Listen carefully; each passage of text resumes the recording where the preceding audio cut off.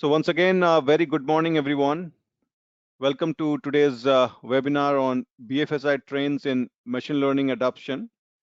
This is the second in the series of machine learning webinar in BFSI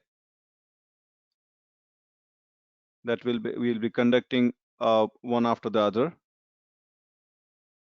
Thanks everyone for joining in, and thanks Sanjay for taking your time out and being with us in addressing our audience in this.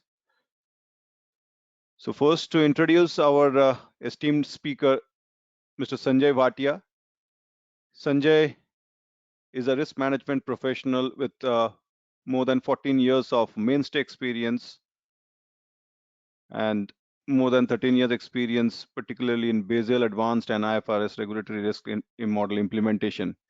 He is currently working as director with UBS and previously worked with various foreign banks, Barclays, RBS, CT, Credit Suisse, etc., all in risk consulting. Is also very passionate about imparting practical model understanding and insights, and has been a professional trainer for corporate and investment banks. His areas of interest are credit and counterparty credit risk, stress testing, stochastic modeling, quantitative finance, and machine learning. So we once again welcome Sanjay. And before I hand over the session to Sanjay, I'll lay out the basic guidelines on how we would go about in today's webinar. So as you all know, today's webinar, the total duration would be around 1.5 hours. In the first hour, Sanjay will be taking us through this topic with his thoughts. Post the session, of course, we will have an interactive Q&A. I will urge and request all participants to type in their questions in the chat window, and we'll try to take up every question during the Q&A. And before we go into the Q&A, after the session, we'll have a couple of minutes of introduction about our institute, right? So with that, I'll hand over the session to Sanjay. And Sanjay, I'll request you to take over and start the session. Thank you.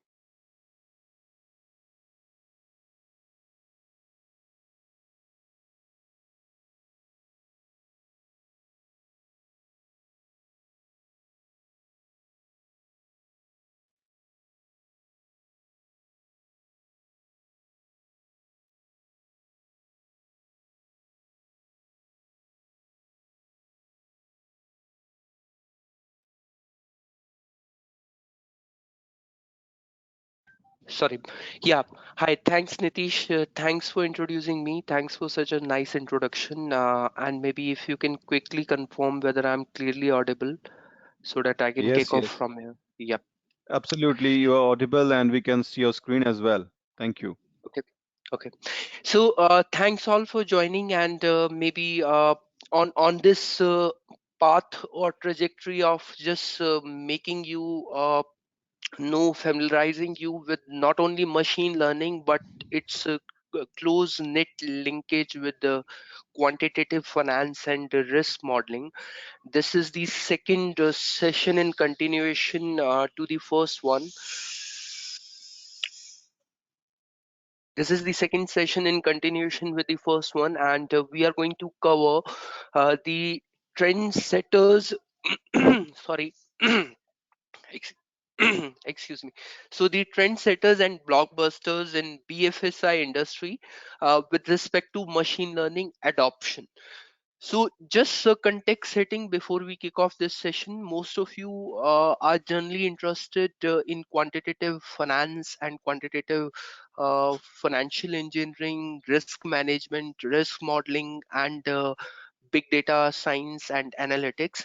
So for all of those who are anyway keen keen participants or for these topics, this topic will just take the journey a bit forward in terms of knowing what is happening in the industry and where the green patches are.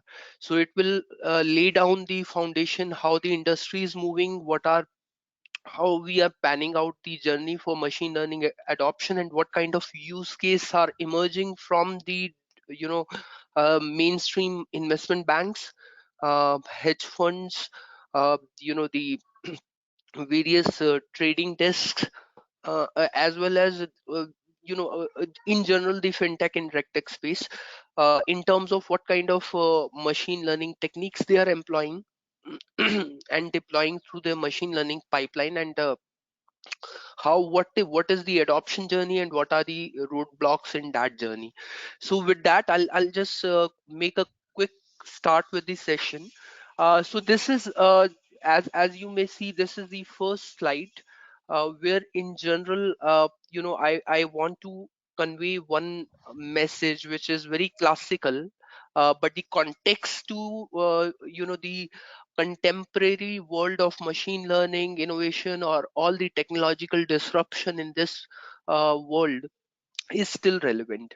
So it came from two of the very renowned personalities and think tankers, Mark Twain and Sherlock Holmes. So Mark Twain once said that data is like garbage. You should better know what you are going to do with it before you collect it. So that is even more relevant in today's context than the context he when he said this thing. So this thing literally defined the emergence of data science first, and then machine learning and artificial intelligence later. And similarly, on the similar footing, Sherlock Holmes also said that one of the biggest mistake, which generally a capitalist economy or in general the capitalist champions, they do is they generally put the theory before the model, before the data. Ideally it should be other way around. You should have data first. So you should build such models which are purely data driven, and then support it, back it out with theory, validate it with the theory.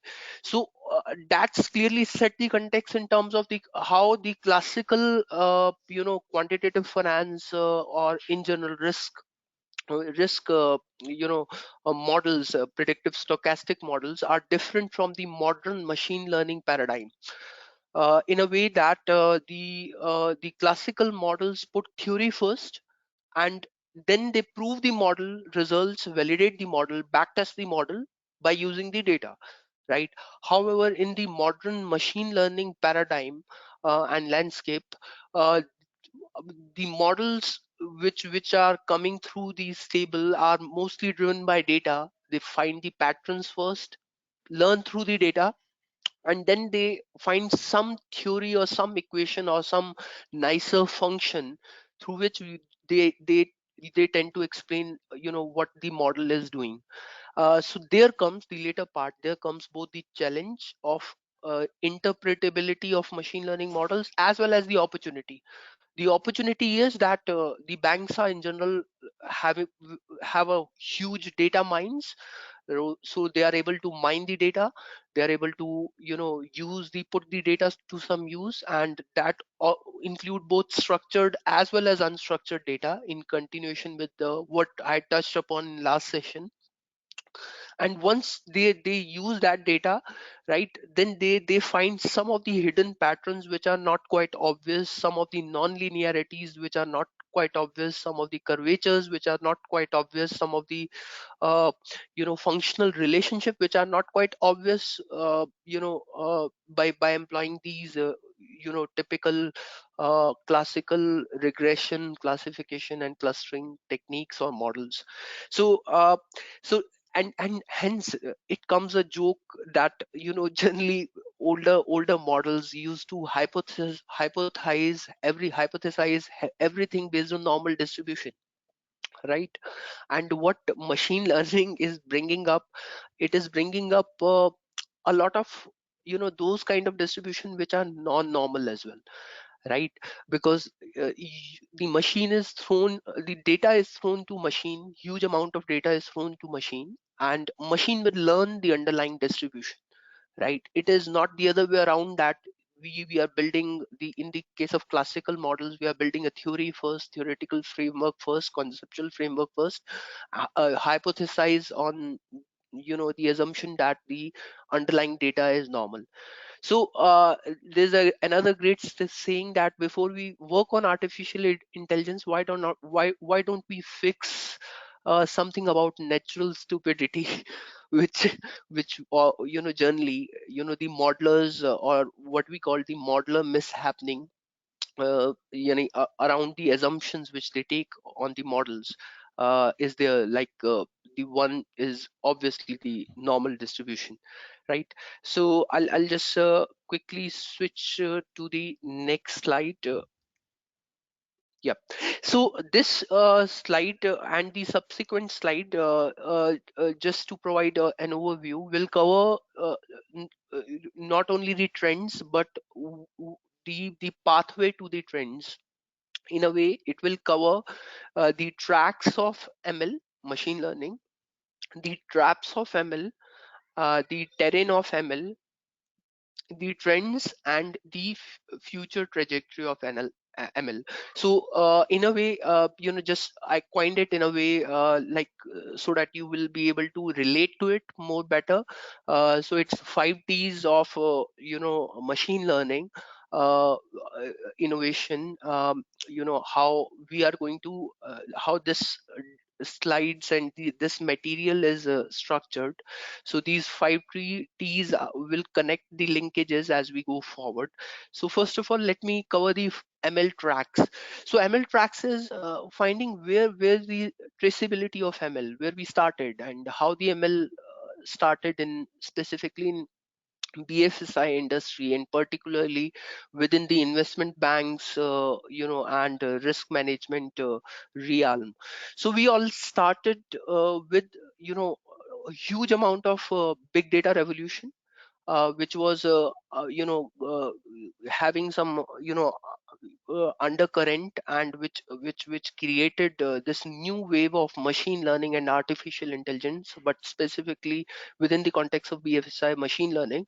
uh, and that new wave, which preceded the machine learning revolutionary wave, was big data science, right?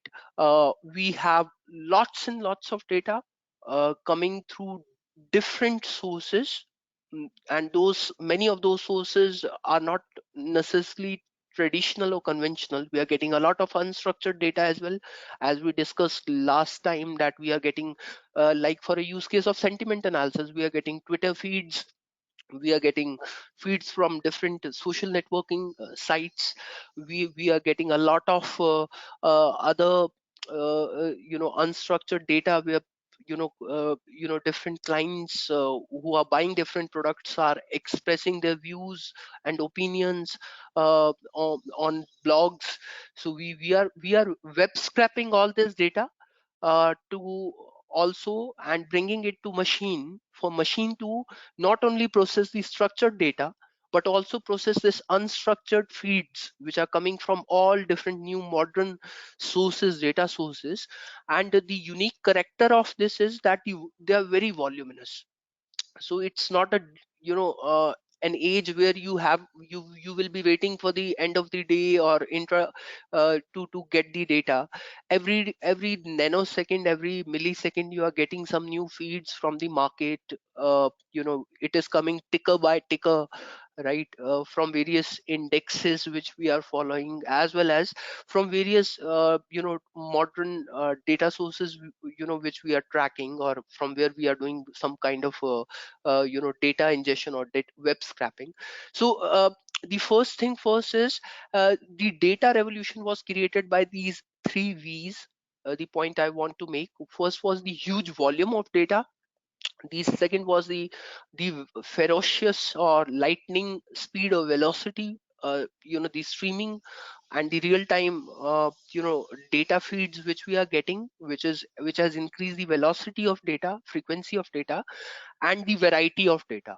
So the third one is quite obvious, that the traditional way of getting maybe data in some format, or in some, like PDF, or CSV files, or Excel.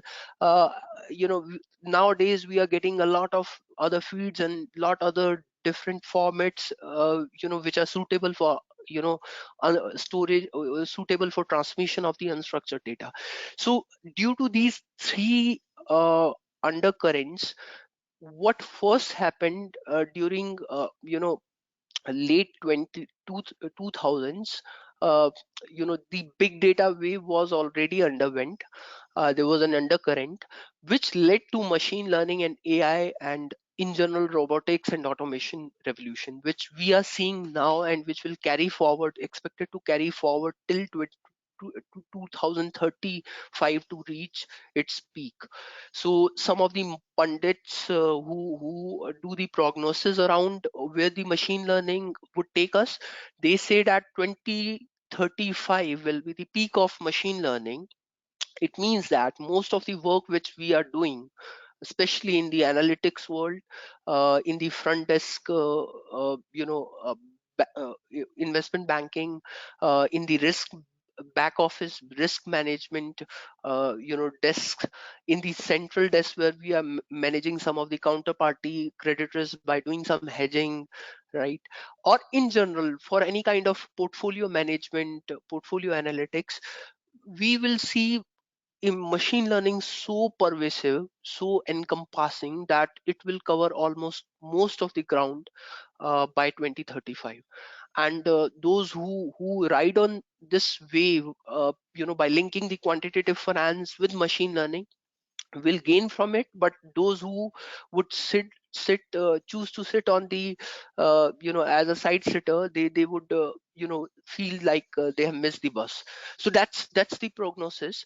But and the other view is that we are getting this data from where we are getting this data. I was talking about different sources, new modern sources.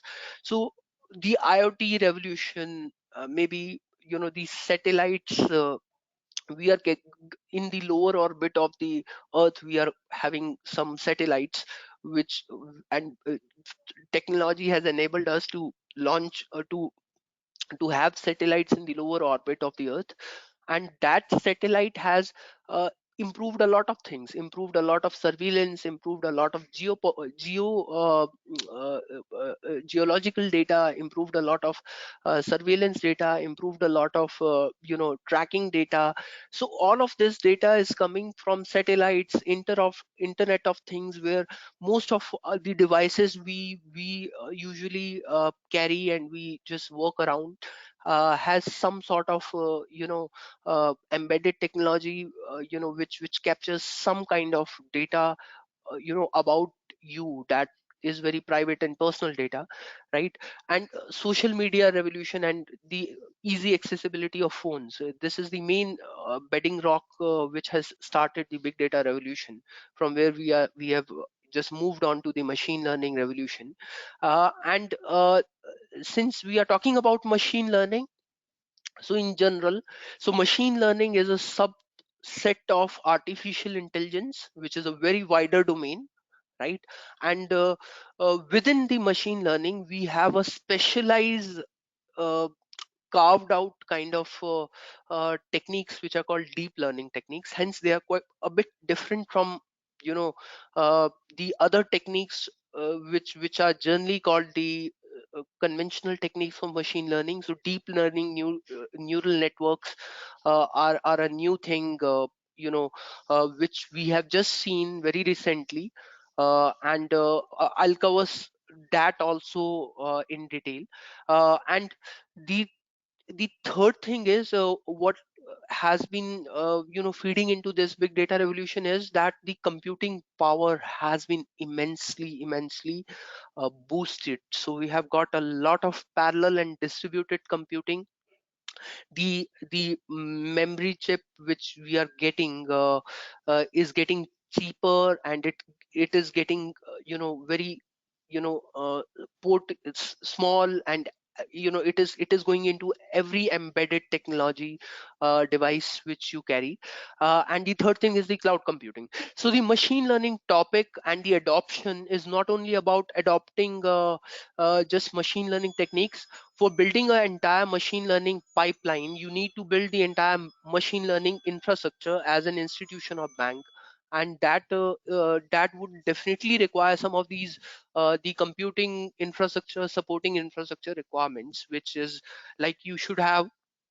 Most of the banks the last decade has went into investing a lot in parallel computing, uh, you know uh, uh, as well as the distributed computing, and also you know doing a moving a lot of the development operations, the development tasks to DevOps, and then using a lot of cloud computing.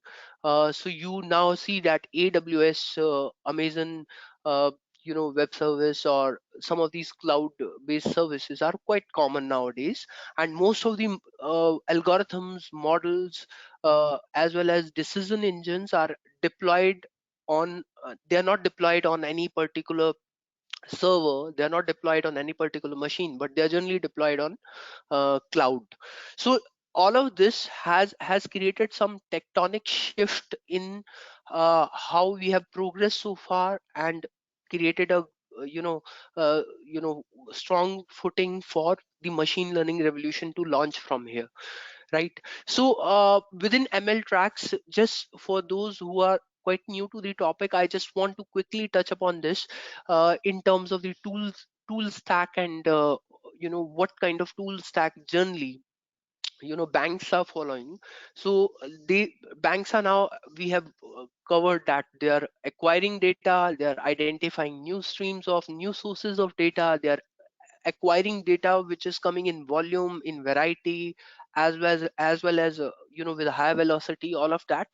But they are moving to the API framework, uh, and the API is the new way forward, where generally most of the data provider or specialized data provider firms like Bloomberg or Thomson Reuters, uh, these kind of who used to carry lot of data, and also many of the rating companies like S&P, Moody, Fitch, right?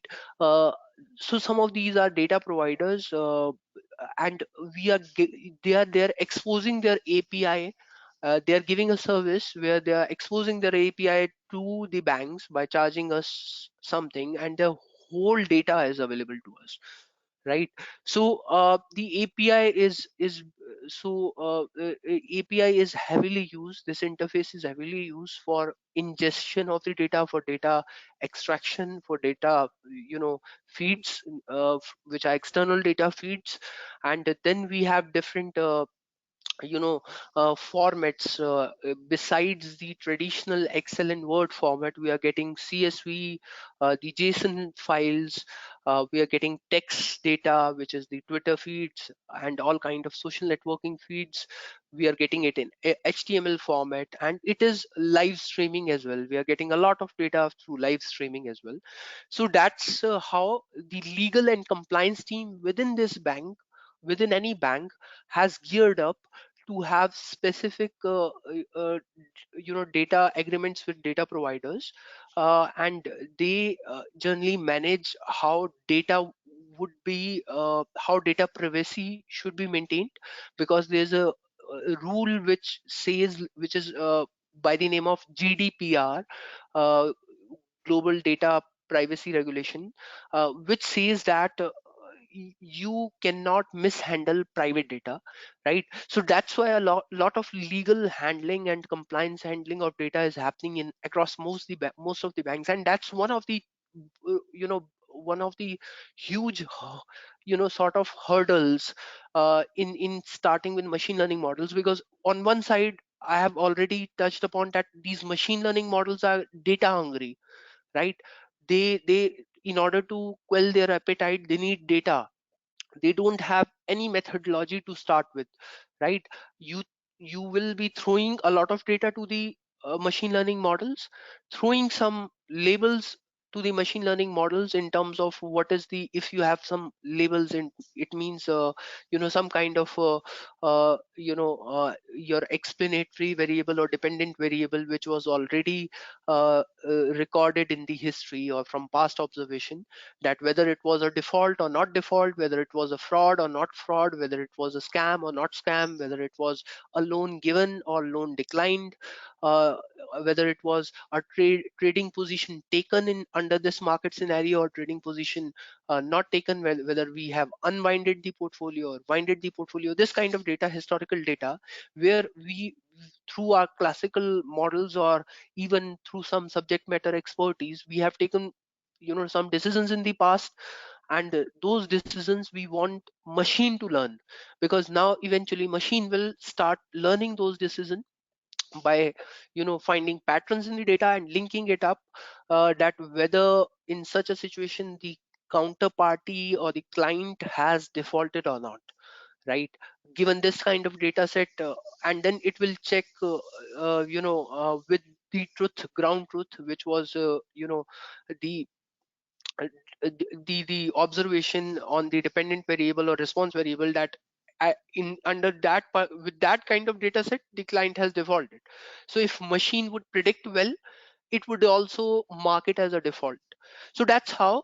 And there would be always some kind of error measurement, what kind of predictions your machine is making on its own estimation, and what kind of ground truth is there, what kind of actual observation we have from the past. If the machine will deviate more, the machine will be penalized, and it will recalibrate itself, it will reconfigure itself in terms of parameters to learn more and more patterns, to try to understand that given this kind of data set it should have predicted default. So that's the point I'm making. So the first thing is that we need data, and a lot of data needs to be ingested, and we have a lot of effort which has already went in to create that data infrastructure within the banks. The second thing is a link up, that where to store the data, where to ensure that data is available and can be retrieved at any time. So banks previously so the first point was around data variety. The second point is more towards data volume and velocity. Now banks previously used to have a set infrastructure where we used to have a set storage, right? Whether it would be hard storage or some kind of storage, but we used to have our database designed so that uh, we could not accommodate more data. But now with huge volumes and the velocity of data, right, we are moving some of these are databases to cloud. We are using some of these employing some of these Apache Spark, or which are specifically big data technologies, big data tool set, big data technical stack, where this data could be easily hosted, this voluminous and high frequency or velocity of data, something like, imagine if you would be in a high frequency trading today or algorithmic trading. Every nanosecond, millisecond, you're getting, you are taking position, you're winding some position, unwinding some position, taking some new position, right? uh, you are doing it in real time. So that kind of storage is required, that kind of uh, data infrastructure is required, which is built within the data warehouse capabilities and data storage capabilities, which we generally call data lake. So in banks, if you want to pick up the right language, if somebody refers you to the data lake, it means that it has all the big data capabilities. It should have all the big data capabilities technically. So that's the second part, how the adoption is happening. Most of the banks from traditional databases have transitioned over to the data lakes. And when somebody say that our bank has moved from database to data lake, it means that they have employed some kind of big data technologies like Apache Spark, or they have moved to the cloud, or did some kind of broad based radical transformation on their data, how they store their data, how they retrieve their data, how they manage their data. And that technical transformation has led to huge data being managed and being available for data mining, right? So the next step is specifically analyzing data, which is data mining, obviously, right? And there we will quickly move to, so the second step, most of the new roles I'm going to touch base upon, because we are talking about adoption and trends. So if you go over maybe multiple portals, job portals, you will see many data engineers job, and these data engineers jobs are on a rise, especially in India, especially in emerging markets, because of the technical skills or the IT skills we have. But more so, this data engineering job is all about somebody who know the big data technology, somebody who can help the bank in transitioning from a old database or legacy database to a new database, data platform or data lake, which is having all the embedded big data technologies, right? So the third step in the flow is, once we have all the data, what we got to do, we will mine the data. So and by doing data mining, which is another role which you generally get across when you see most of the articles around machine learning, data science and quant finance, is that data mining roles are coming up. So the data mining role is all about that somebody need to then do some kind of exploratory data analysis on the data which is sitting in our data lake, right? So that's where the data scientist role begins. I'm categorically saying it's most of the investment banks or hedge funds or some of the fintech or regtech companies which are emerging, they have data scientist role family starting from the third step. Before that, it's all technical, right? You need some kind of IT guy who know the tech stack fully, who is a full tech stack developer. He's a big data technology specialist who did the job for creating the infrastructure and storing the data. Now, from this point onwards, you definitely always need some kind of data scientist with some kind of domain expertise, like most of you are from risk management or from financial engineering domain or from different domains, which are very which are in themselves very complicated or intricate fields. So from this point onwards, your machine learning and data science jobs will start, where em- you will employ a lot of new age high level languages. So it's we have previously, most of the our complicated models, be it the valuation models or pricing models or front desk models or some of the back office models, which are purely used for risk management, like probability of default, loss given default, exposure at default, they were basically coded in C++, Fortran, even Fortran has some traces, or at best Java, right? The new age adoption of machine learning techniques saw emergence of R, Python, uh, SAS, these kind of high level languages, where it is easy to learn, anybody can code, right? You don't necessarily require programming, hardcore programming skills. All you require is a right kind of domain specialism, like quant finance, plus some kind of uh, you know uh, some kind of you know good you know uh, pathing on the machine learning adoption, right? So that's where this session was carved out, right? So now most of these data scientists do some design signals. So they separate what they do in data mining. If somebody asks you what is data mining all about, data mining is all about you know uh, separating, you know in a very simplistic terms, the separating signal from noise. Data has a lot of lies and lot of noise, and especially the kind of modern day data feeds we are getting, especially the social networking and Twitter data, or the sentiment data, or the market opinion data, right? Or some of these data feeds, these are very noisy. So what a data scientist would do, after taking a handshake or hands off from data engineer is to find employ a few technology exploratory data analysis, employ a few technology and separate out signals from the noise, right? So that's where design signals word come from. And then they do some kind of back testing strategies where they will use some kind of samples which they keep aside to backtest what kind of patterns they are observing in data. So, and the tool stack for that is R, Python, uh, the Scala, Spark. The names I'm mentioning, Scala, Spark, uh, Apache Spark or Scala, these are big data technologies.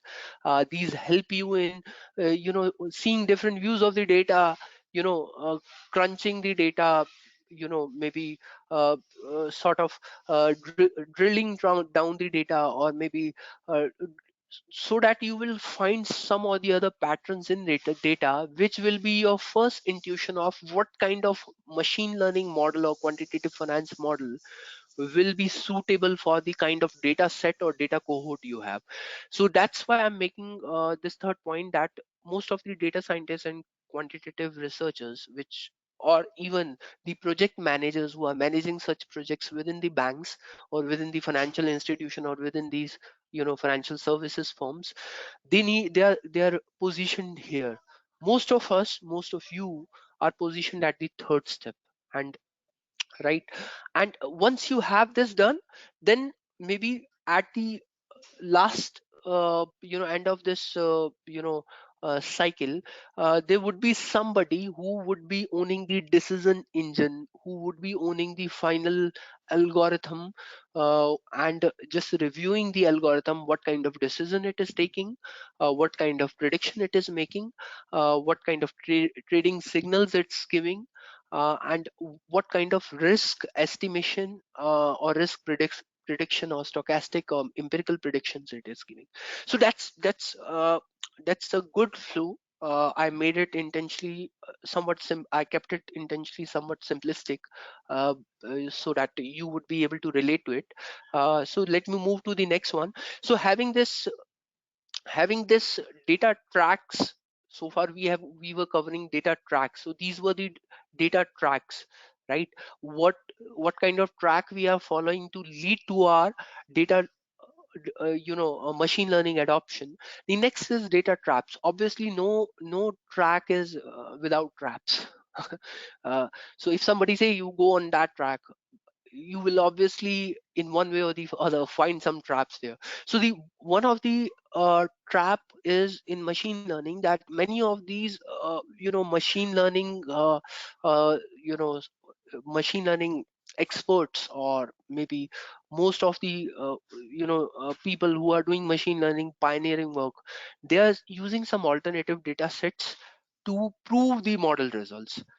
And when they're using the alternative data sets, they are being challenged by regulators, the regulator, the Basel regulator, or maybe the different national supervisors, banking supervisors, like FINMA for Switzerland, or Prudential Regulatory Authority for UK, uh, as well as the Mass Monetary Authority of Singapore, or RBI for India, or maybe Fed Reserve for US, so on, and or Hong Kong Monetary Authority HKMA for Hong Kong. So they are being challenged and pushed back, that we will only accept these models, machine learning models, once you are able to prove using some of the data which they have already seen being modeled through conventional models. But as on date,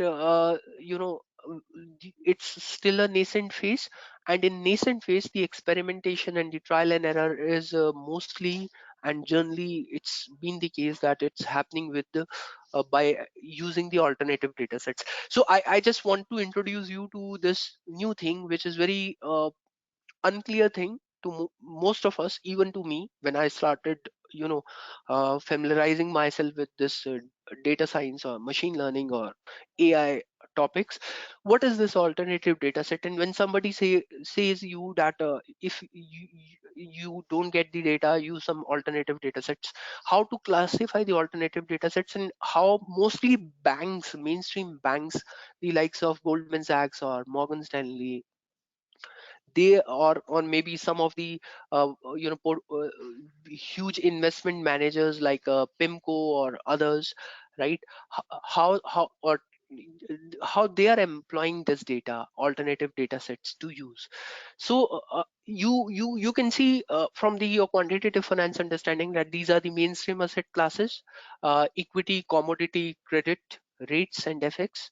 These are the usual suspects, usual asset classes which we always deal with in terms of either trading in these asset classes or having some exposure to these asset classes, right? Some of the alternative asset classes have also emerged, like your renewable energy is an alternative asset class. Your cryptocurrency is an excuse me, your cryptocurrency is an alternative asset class, right? So some of these asset classes are there. And then the second thing is to first of all understand what kind of alternative data set you could use to create a machine learning model or a new modern model. Is that to you should understand the investment style or investment strategy.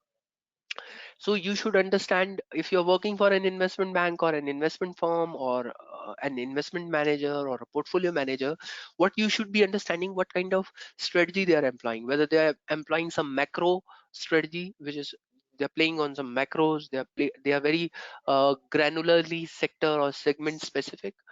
They are very they are very fundamental analysis driven. They're picking stock or specific instrument and they are analyzing at that level, or they are going by huge risk indices, and based on some of these published risk indices, like the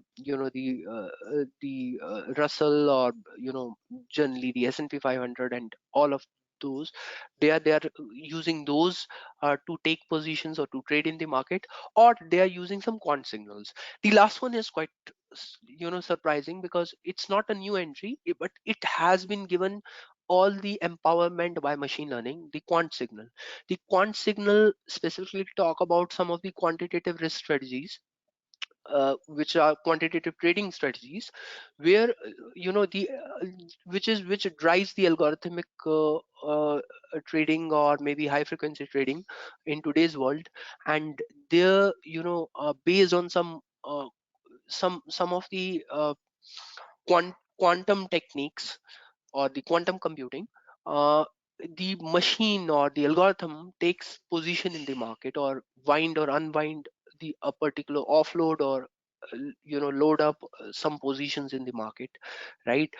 Based on some market signals, based on some real time market data streams, and the signals they pick after removing all the noise from those market data streams, right? So the second thing you will be understanding is that in order to apply an alternative data set or a mainstream data set, the second thing you should understand is the investment style, which generally is the strategy of adoption. That you should understand where you are employing your model, machine learning model, the asset class, whether it's a conventional asset class, the one listed here, or some new alternative asset class. What is the investment style of the investment bank, or the investment manager, right?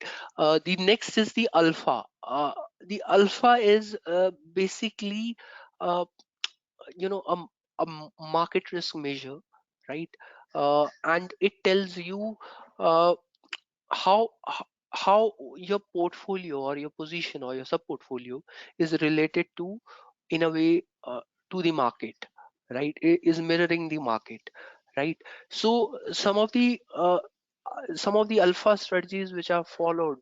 So there are two kind of strategies which you have heard of: alpha trading strategies and beta trading strategies, which are heavily used in algorithmic trading specifically, and these are very quite common, right? So beta trading strategy is generally that you try to beat the market return, right?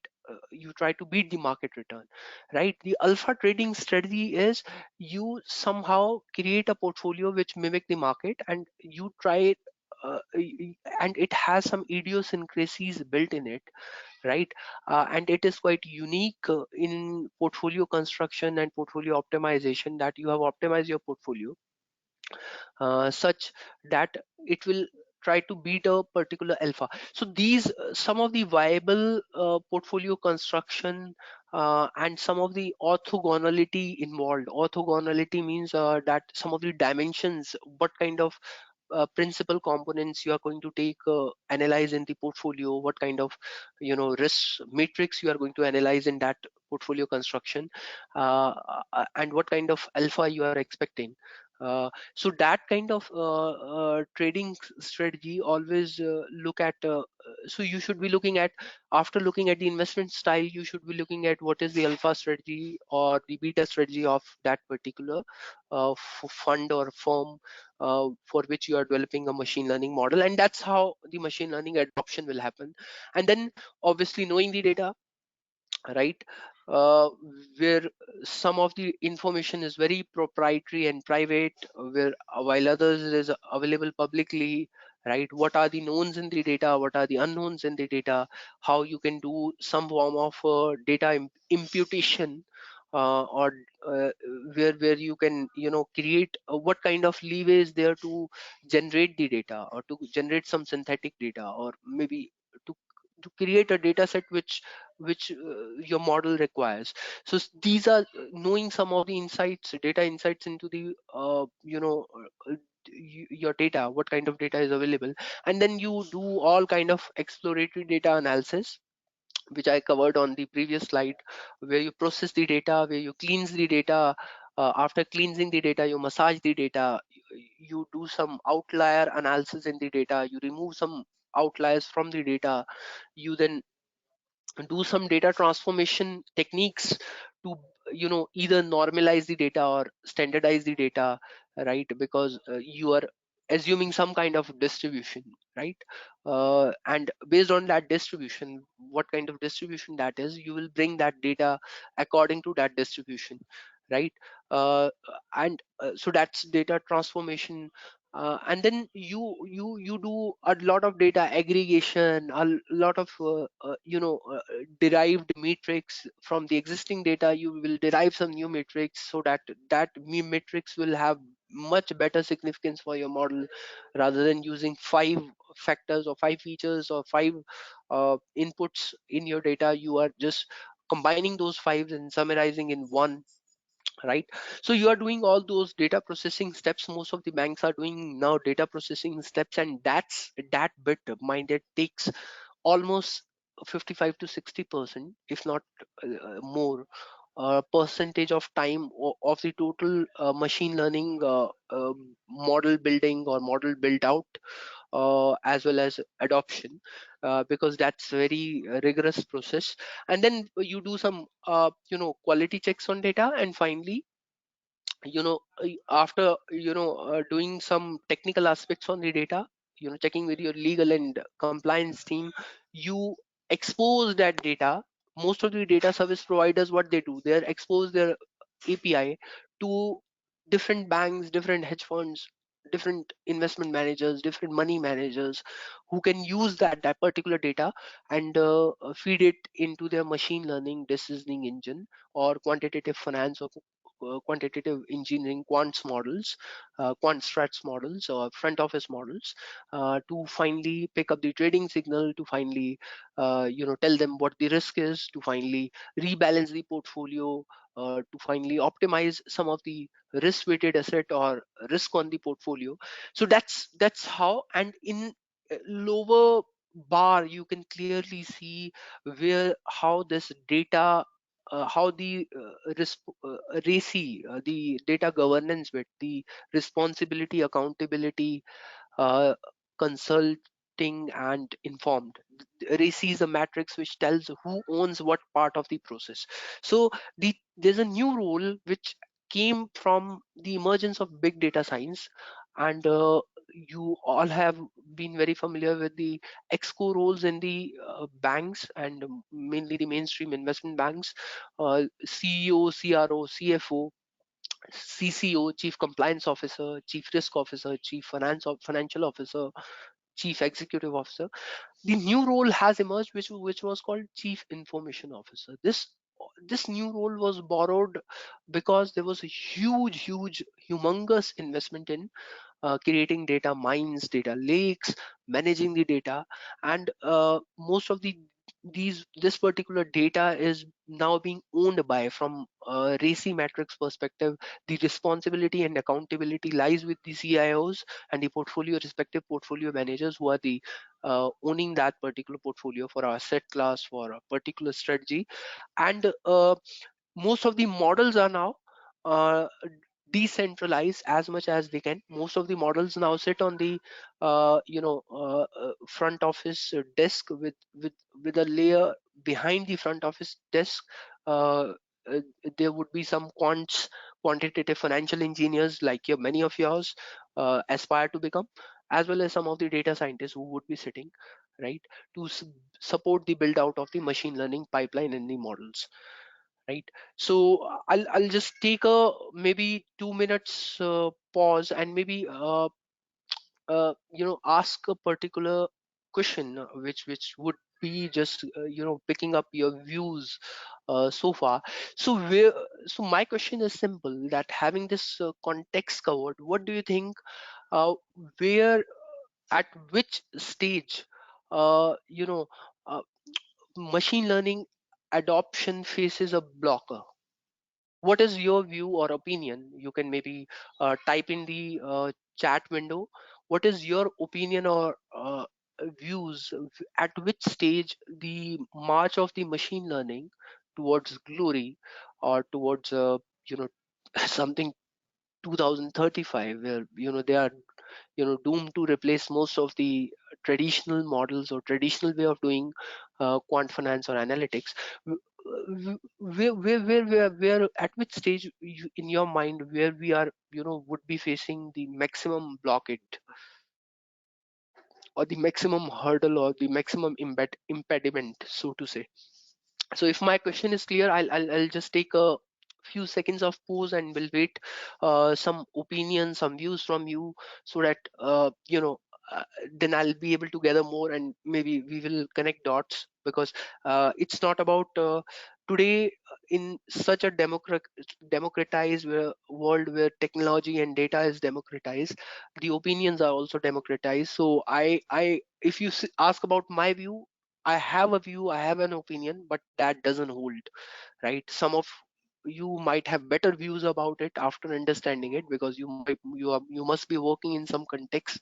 So if you can just quickly keep typing, and maybe I'll ask Nitish, if you can just maybe just give me broader themes or patterns, what kind of views are emerging, so that we can just discuss it in subsequent slides, and maybe Sure. uh, yep.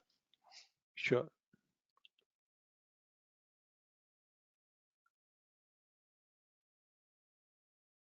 Yes. So everyone, if you can put your response to Sanjay's question in the chat window, that will be really helpful.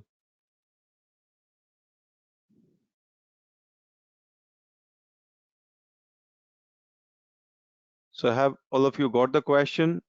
Does anyone want us to repeat the question?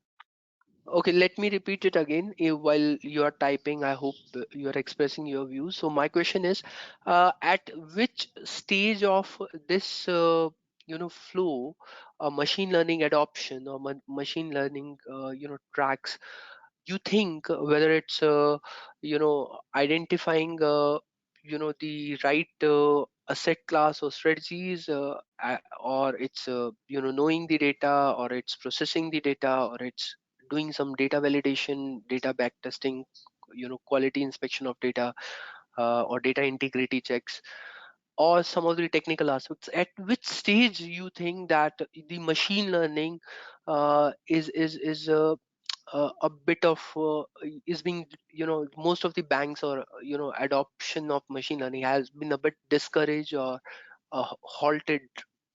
At which stage you see a challenge, or in your views, what is your opinion? So we have got 3-4 responses. Others also kindly respond. Sandesh has said that due to legal and different old system, Hmm. to enable new system in is a big challenge. That is what he has written. Okay, yeah, that's a good reply. Thanks, Sandesh. Mahesh says, as per my knowledge in terms of technology outsourcing, Okay. he's yeah. Akhil says ML much likely block due to current and near future limitation of actual data availability as we are still evolving. Long term future is always not very predictable, so will always some things area where we will struggle, where it will struggle. Sorry. And Sanat says legacy systems disconnect in data storage in a bank brought about as a result of business acquisitions and variances in storage of data among regional units of a bank. So I have got very good responses, and thanks all who have just posted those responses. And let me tell you, not only that I am taking a session, I'm getting a session as well from you guys. So in terms of all these challenges, these are very practical. I can get a feeler, Nitish, that these are very practical and pragmatic aspects, and somebody who is really involved in these processes or has some kind of touch base or touch points to these processes could only possible know this, right? So yes, so the legal and compliance has been one of the most touted challenge with GDPR compliance, knocking a lot of machine learning adoption. And maybe Sandesh or whosoever has pointed out that he was quite he was hitting the bullseye. And the second point is some of the legacy systems, and moving those legacy infrastructure to the new big data technology infrastructure and machine learning pipeline, right? Like some of the hard coded low level programming, where older conventional models are done in C++, Fortran, or some of these low level programming languages, right? Is also a huge bottleneck, right? And these legacy systems are far too legacy. They have crossed their shelf life, and we have to move on, but it's not that easy. It's not a turnkey project. The transition will take time, and it's slow and gradual progress, and that's also one of the blocker or impediment. And somebody also said that given that the data is very scattered within the organization, within regions, versus group, within the parent company versus different legal entities, data is all scattered. Although we have mined the data, but it's all scattered in, it's in different silos. Yes, absolutely. So some of these siloed state of data where we have data, banks have data, but that is all scattered, right? uh, Before employing a machine learning model or any quantitative finance model, you have to employ a feeder model to that machine learning or quant finance model, to which will have some relationship between this scattered data which is scattered across the organization. Like how my London's desk or Zurich desk, how this, what kind of impact their strategies or their trading strategies or their risk management strategies would have on the overall bank or overall group, right? So this kind of correlation, suppose this kind of correlation is required, to link up the data. This kind of linkages need to be established. So that's where the BCBS 239, no surprise, came into picture, which talks about Basel. consulting paper on or Basel regulation on the data lineage and data aggregation and data consolidation and compilation and integrity checks. So that's where some of the regulatory frameworks all. So all of you have just literally made me more clear about the challenges. If somebody would have asked me, I would not have could have easily missed some of these real challenges.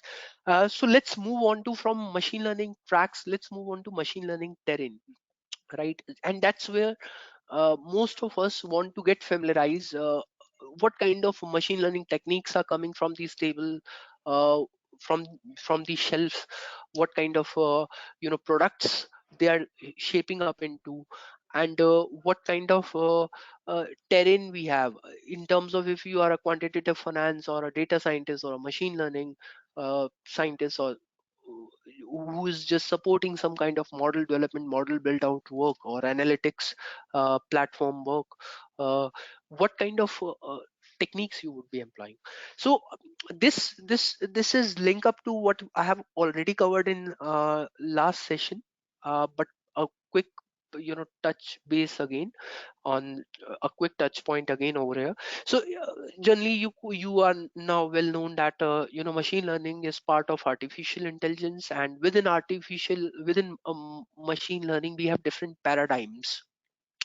These paradigms are different broader you know umbrella approaches, which are underpinned by the same kind of principles.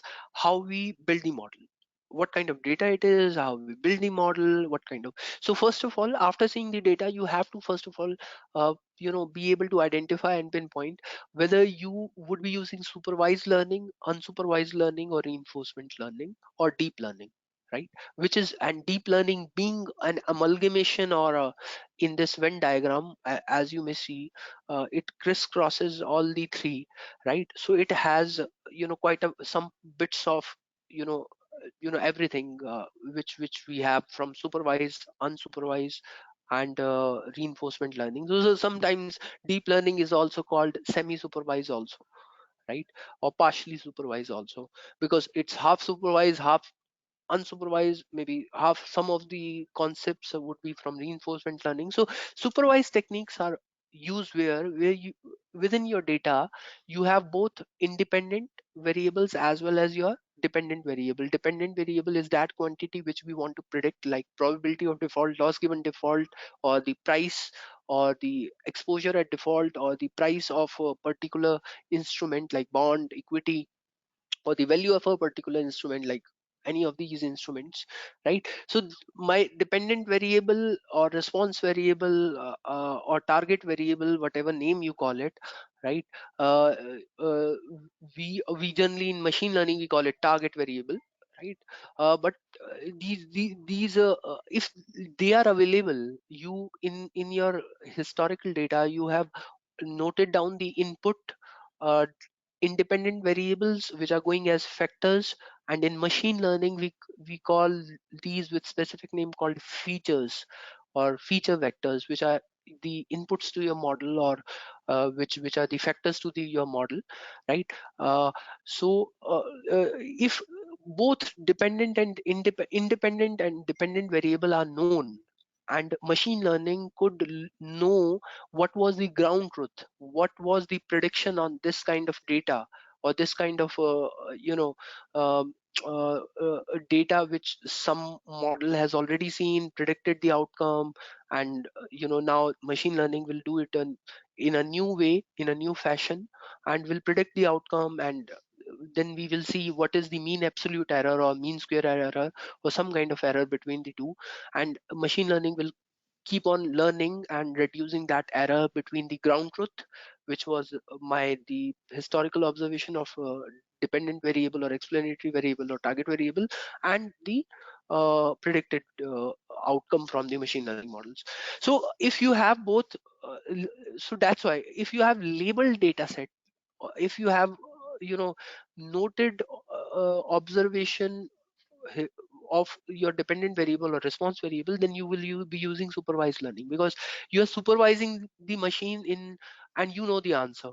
You are just asking the machine to predict the answer, and then you will match the answer, right? Something. So that's why it's called supervised learning. Unsupervised learning is where we don't have any of the past observation noted, right? Like cryptocurrency, I don't have a time series, I don't know, right? uh, I don't have enough of historical data, or ground truth, that when it crashed, it has not seen multiple, it has not seen enough period of stress or distress, right? So I don't have historical data on any of the alternative asset classes which are emerging, right? Some of the bitcoins or some of these I don't have, right? So some of the unsupervised learning techniques, specifically like clustering, is employed, which is a different paradigm within machine learning, right? When we don't have a labeled data set, right? And then the reinforcement learning is the live agent driven learning, where you learn based on your actions, right? uh, in a real time, like Google driving car or some form of a robot, right, who is learning to perform a task, as we as childrens have learned some of these basic skills like swimming, driving, kicking a ball, or receiving a ball, or playing volley, or those kind of skills, right? So reinforcement learning is a different paradigm, right? And generally in financial engineering world, we are employing heavily supervised and some of the unsupervised techniques. And this is the map which you see across some of the traditional learning or quantitative finance models were being are changed. So we used to have, within the quantitative finance, we used to have dimensionality reduction techniques, right? We used to have some clustering techniques, we used to have the regression and classification algorithms, all your probit and logic models, right? And now the decision on the border of these circles, you could see how the new the new machine learning techniques or models are clinging to it, right?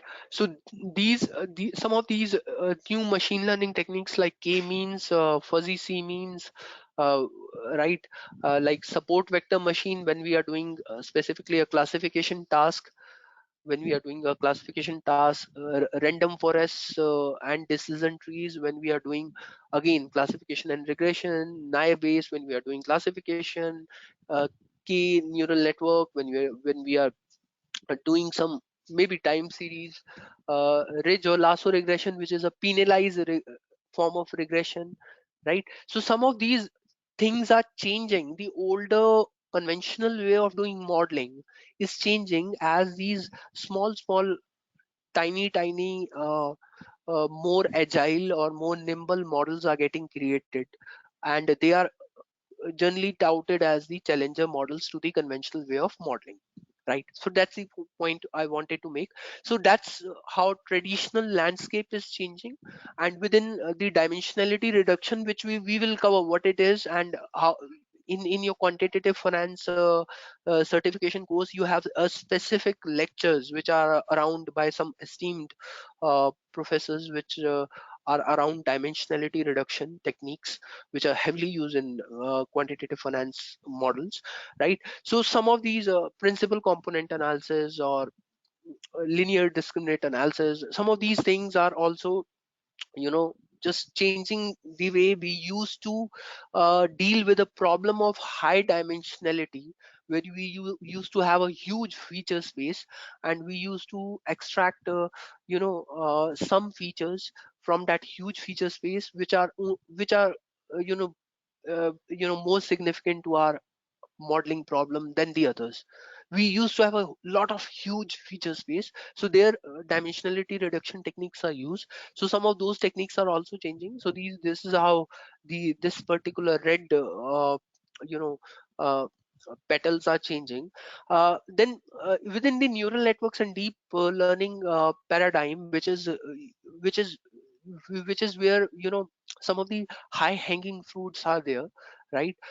They could lead the way to 2035, where most of the models would move on to machine learning, And uh, there are many models like CNN, convolutional neural networks, which is used for image recognition, image classification, speech recognition, right? And your multi-layer perceptron, which is a basic form of neural network, very basic form of neural network, which is just mimicking how our brain works, how the neurons in our brain work, how they transmit different pieces of information from one layer to another, right? How we process information.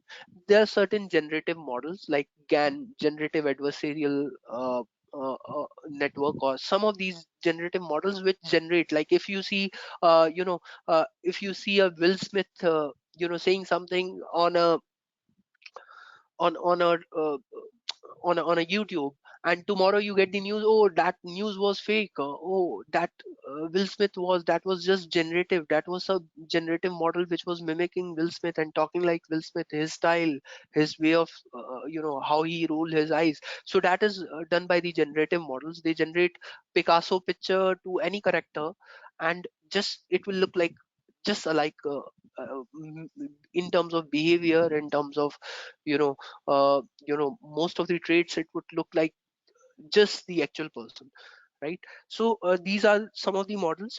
And so generally, and on the right hand side, you will see ensemble learning. And I previously covered that ensemble is a collection of techniques where you combine multiple models, like multiple regression models or multiple classification models, and you do a voting among those models. And based on that voting, the majority voting, you give a prediction. If most of the models are predicting it a default, then you will say default. If most of the models are saying that it's a fraud, you will say fraud, right? So some of these ensemble learning techniques are changing the realm of traditional terrain. So these are just to put it in more context and structure, these are the specific techniques and how they are changing the realm of machine learning adoption.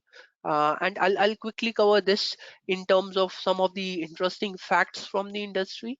So most of the as you may see, in terms of among us, the BFSI pack, insurance is the huge adopter of machine learning. We are talking about machine learning adoption, and most of the insurance claims and the claims processing, claim settlement is eventually going to, in next few years, is going to move to machine learning models. And the machine learning model will decide based on some geological data whether your claim is genuine or bogus, right? Some general insurance companies are heavily investing in that. Some of the personal insurance companies are also taking your health check data and using that to track how your insurance claims should be settled, how your insurance premium should vary as you pick up a particular disease or any fatal diseases.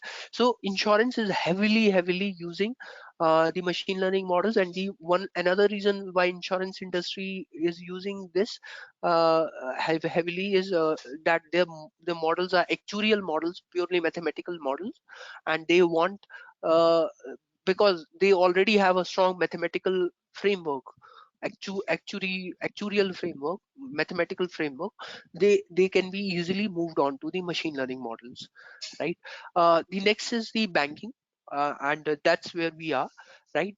And the banking is no less an adopter of machine learning.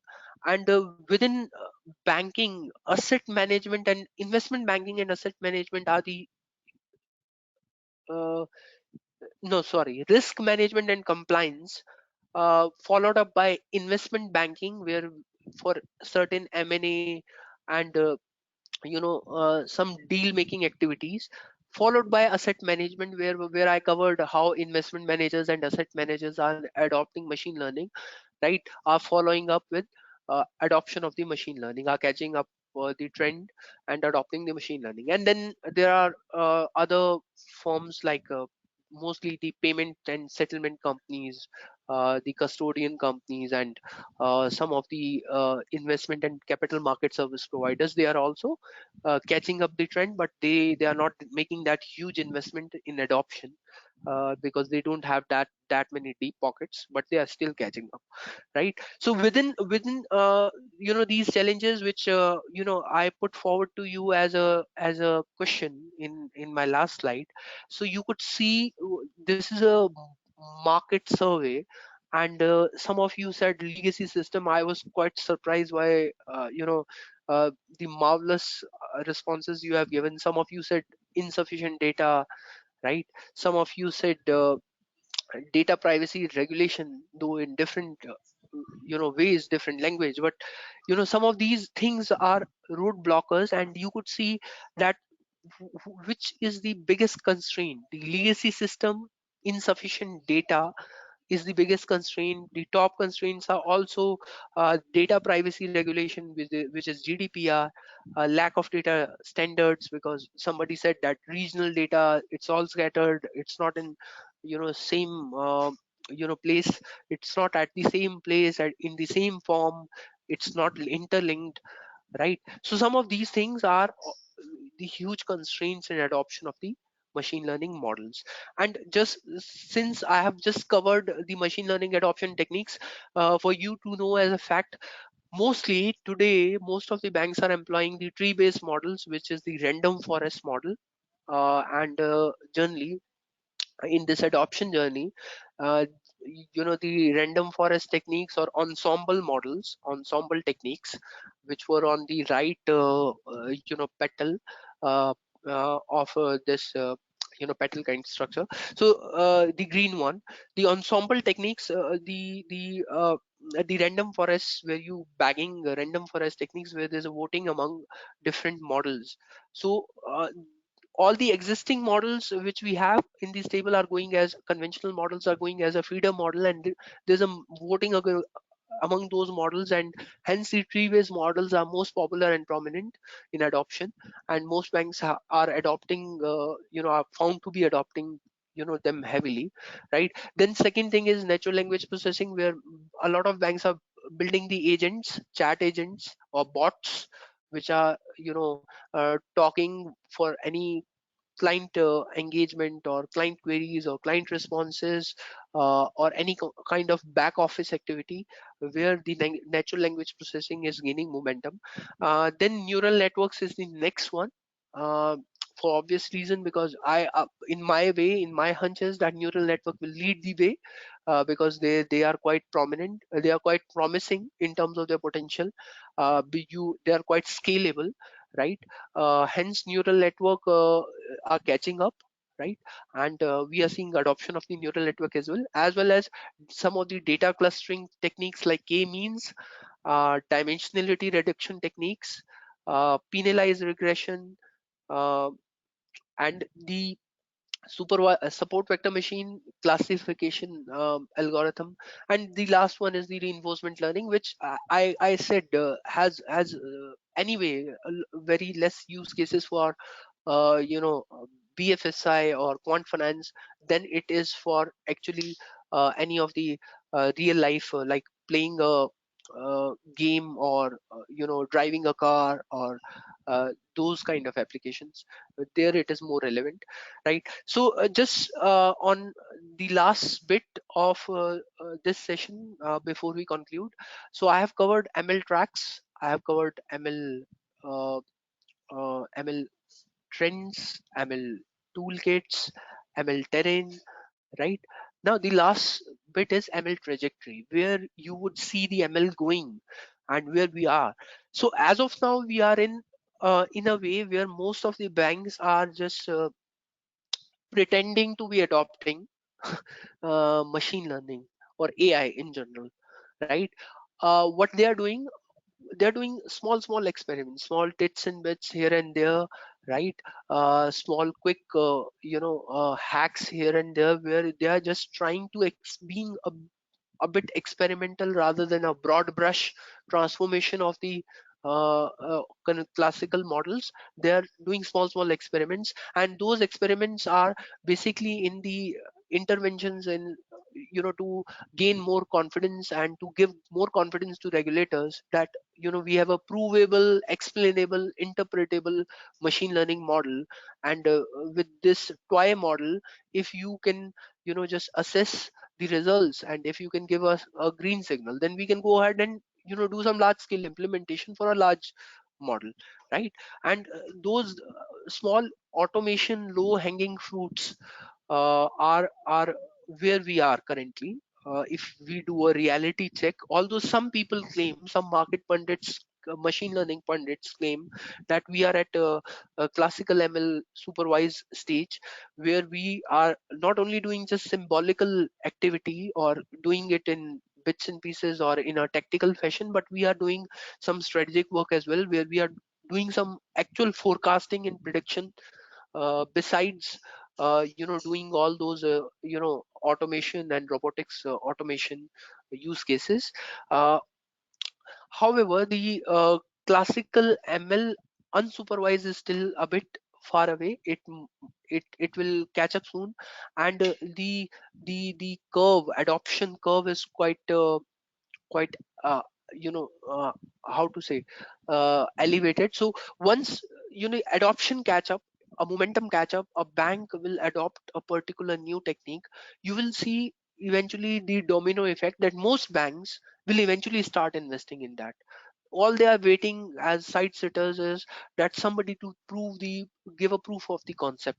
So that's where the classical ML unsupervised will come, and eventually we will move to the deep learning, which I said you will pave the way for 2035, when most of the forecasters say that most of the activities or analytical or uh, you know modeling or quants activities will be moved to machine learning techniques. So here is uh, a more uh, descriptive way of what we have already covered in terms of what are the approaches, what they are meant to do, what I have already explained in while covering those approaches. And in terms of the adoption matrix, adoption matrix, we there are three things which are deciding which techniques is more suitable than the other, and which adoption would be easy. The first dimension is complexity. The model, those techniques which are high complexity will put off the adoption for now, and once we have broader adoption, then only those techniques will be employed more and more. The second thing is, the most important, is interpretability. And you see many blogs, many good articles in the public domain which talks about explainable AI. So explainable AI is how you explain the AI, or in general machine learning is a subset of AI, to the regulators, to the stakeholders, to the investors, right? So interpretability is a big thing and dimension. And the more interpretable a model is, the there would be higher adoption rate.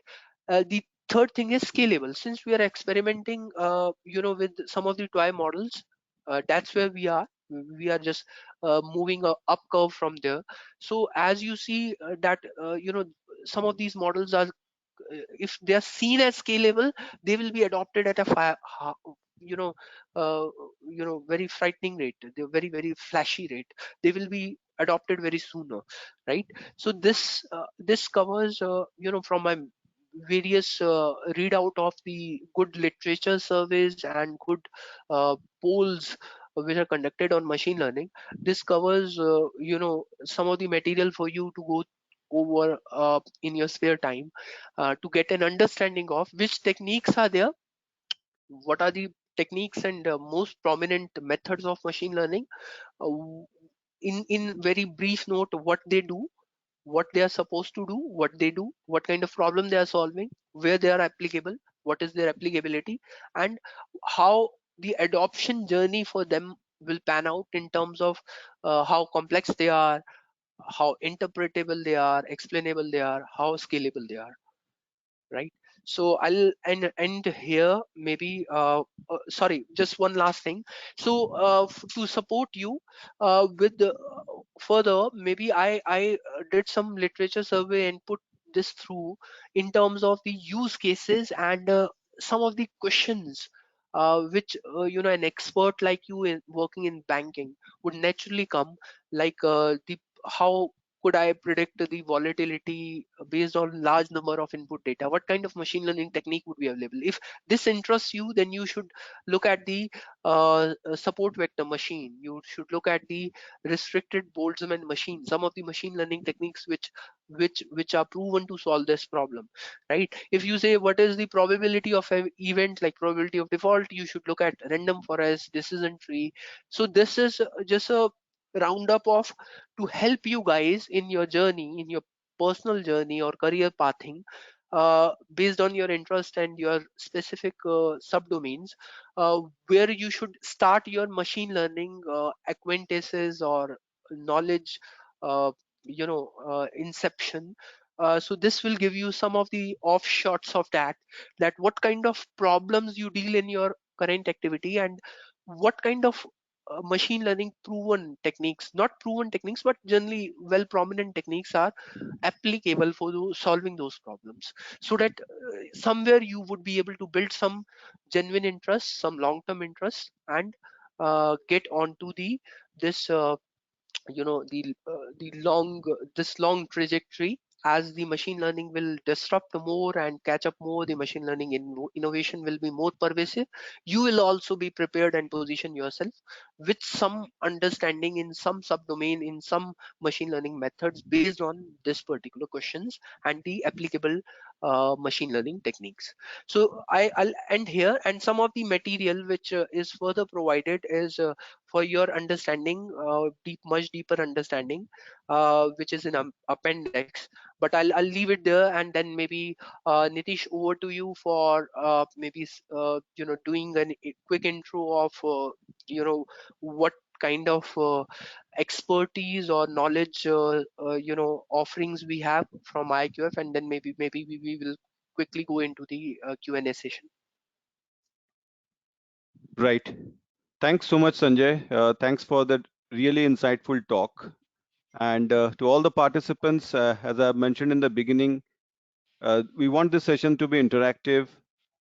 So please feel free to type in your question in the chat window. And before we go into the Q&A session, uh, we'll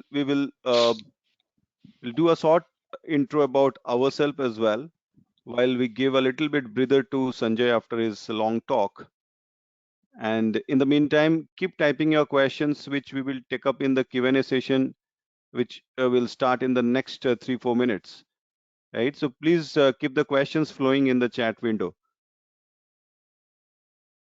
And in the meantime, I'll give a quick brief introduction about ourselves.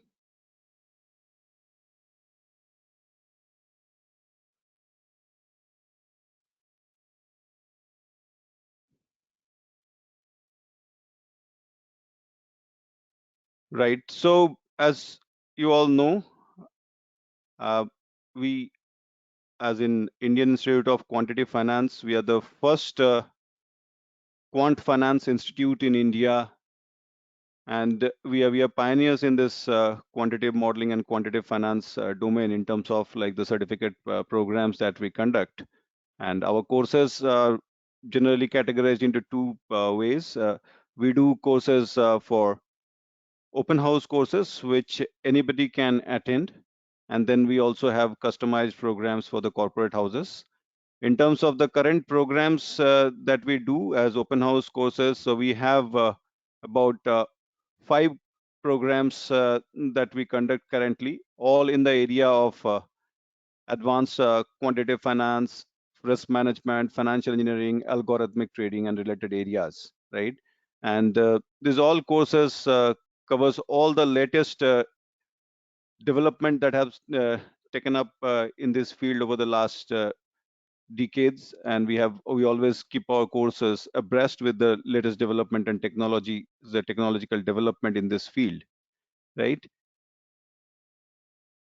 further going into the courses that we conduct, if anybody gets interested in discussing about the courses, we will be happy to discuss in detail. After the Q&A session, you can stay back for a few minutes and take up the question. Put up your questions. We'll be happy to discuss. If you wish to discuss later on, we'll be sharing our contact numbers and you can discuss. So the first course is a course called Certificate Program in Quantitative Finance and Risk Management, CPQFRM, a very comprehensive course which deep dives into both theory and practical modeling for quantitative modeling for derivative valuation and risk management. And then we have a course called Certificate Program in Financial Engineering, which is again another course in financial engineering, but this is like a course which goes much more deeper in terms of mathematical modeling.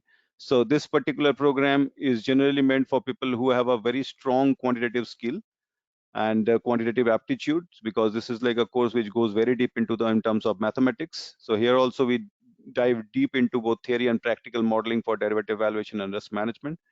Then we have a couple of courses in algorithmic trading. Those who are interested in going into quantitative trading and algorithmic trading and all that area. So we have a couple of courses for you.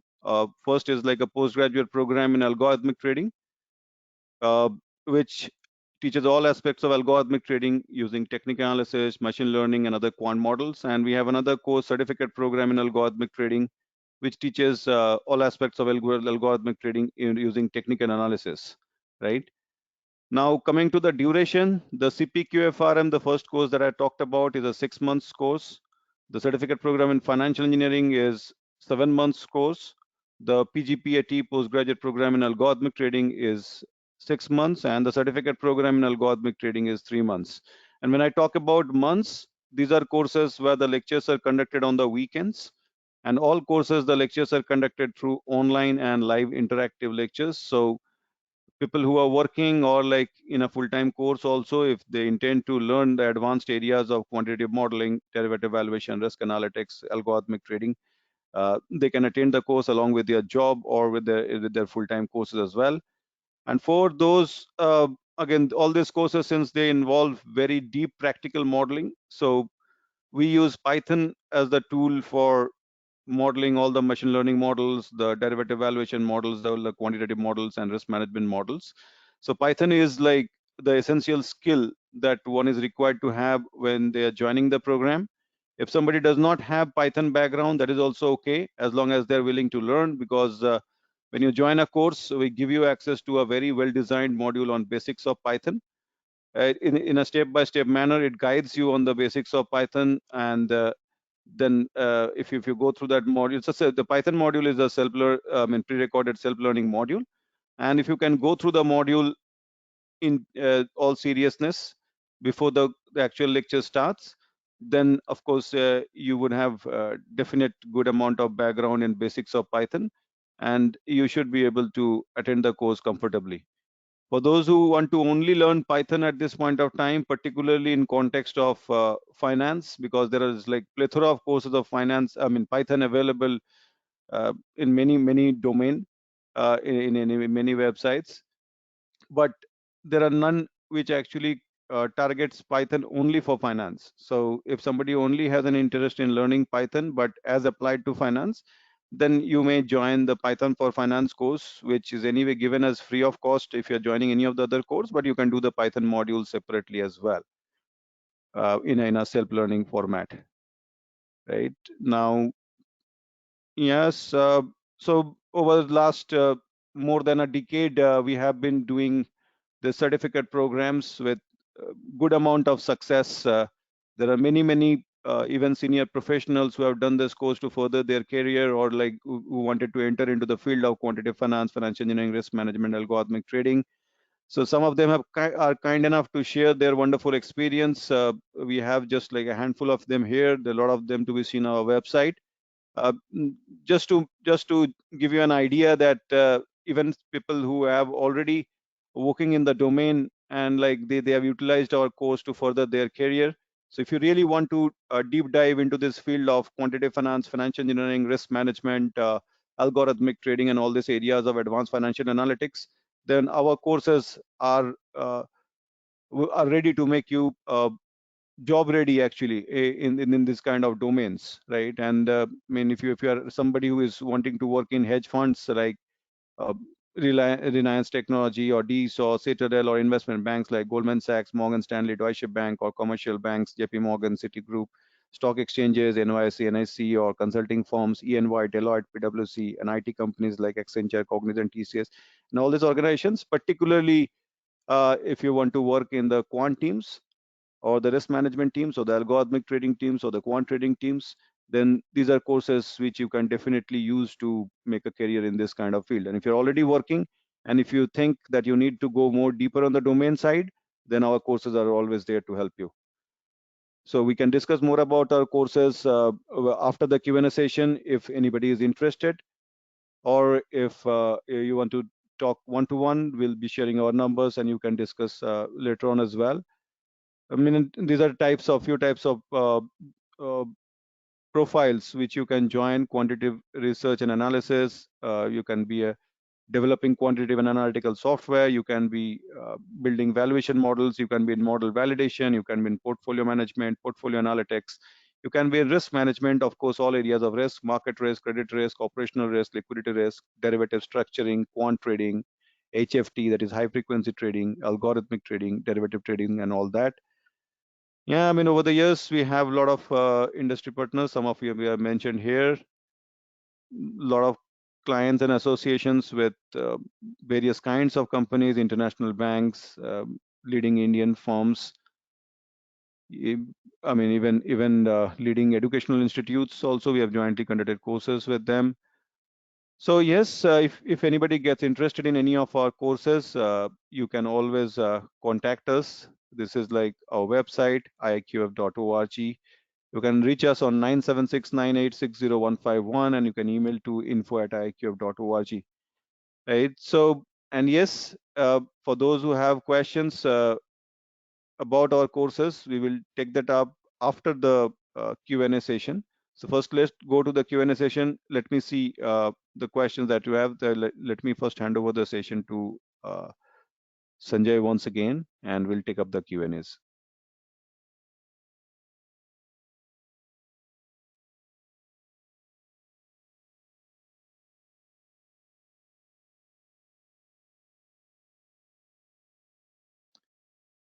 Right. So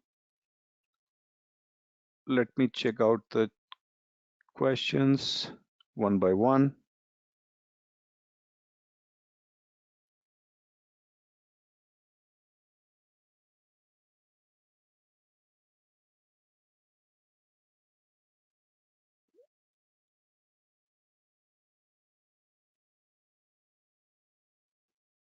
Right. So first question is from Sandesh, and Sandesh says, how and what extent trader or analyst end user should have skills of data scientist? What levels of skill in reality? So that is the first question, Sanjay. It's Hi, from Sandesh. Sandesh. Yeah, thanks, Sandesh. And maybe you are asking the right question, which is setting the recipe for this Q&A session. So, in terms of the first few roles, which will be, very much not only touched, but midas touched by machine learning, rise of machine learning, algorithms, is the roles which you just exactly mentioned. These some of these trading desk roles, as well as the front office desk roles. So some of these front office desk, trading desk, portfolio managers, asset managers, money managers, uh, the today's job would be purely driven by a data scientist or a machine learning expert or a quantitative finance engineer, right? Because many of the things between machine learning and quant finance overlaps, and some of the courses which Nitish shared, like the skill on Python, the skill on building a model, the skill on maybe introducing you to the valuation models, to the pricing models, to the predictive models, to the realm of stochastic modeling. Some of these things will eventually be leading.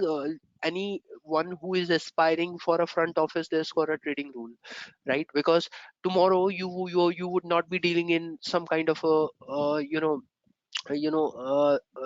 some kind of a person making a call on the market, but there would be an algo which will be making a call on the market, and the person will just sit and improvise the model, right?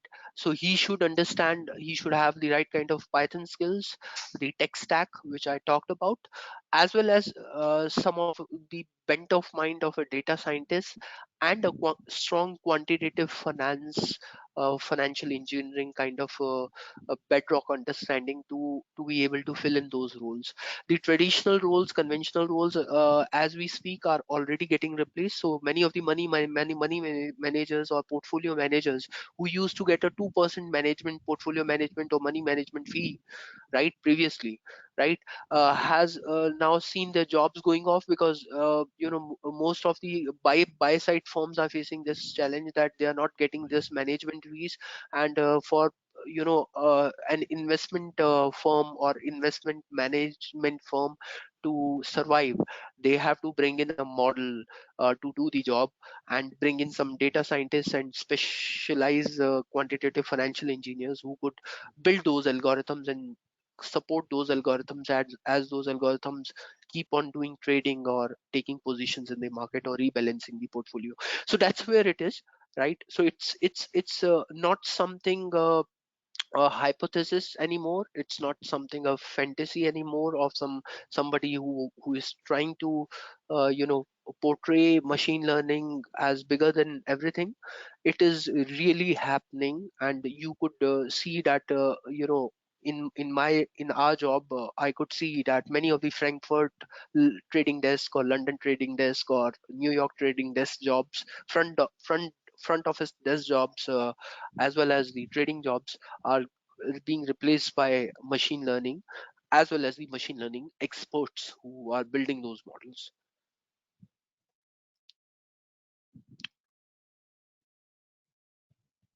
Yep. Hope. Wonderful. Yep. So I believe, Sandesh, that answers your question. Going into the next question, this is from Mahesh, and he says, yeah, he's a PSU banker. He has already informed at the beginning of the session.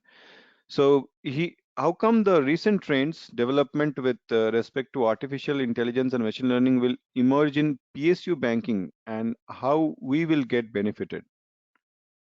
So that's his question. Yeah, so you are Mahesh, you are also asking a very relevant question, because in a broader context, if I read it out, you are saying that what is the what is the pervasiveness, or what is the uh, footprints, machine learning footprints within emerging markets and within the sovereign sector, government driven PSU banks or government driven PSU companies. Now, that's a very good question, because whether we know it or not, we realize it or not, some of these PSU banks are sitting on a lot of data which generally don't a private bank doesn't have, because they have been for the historical period, they have been longer into the business, right, into the commercial banking business, into the corporate banking business, into the treasury business. They have been in treasury, they have longer time series of treasury yields or whatnot, right? So they have been in longer into the business. The only plug-in gap which is required for PSU adoption, and taking the competitive advantage for PSU is the kind of technology revamp. So once the technology will be adopted, these things, the data scientists and these things will come naturally. Now you know that the SBI has has a banker, or some of these things you have heard. Yeah, yeah. uh, but most of the PSU banks have already made some good progress. It's not that they are laggards. It's not that they are just fence sitters.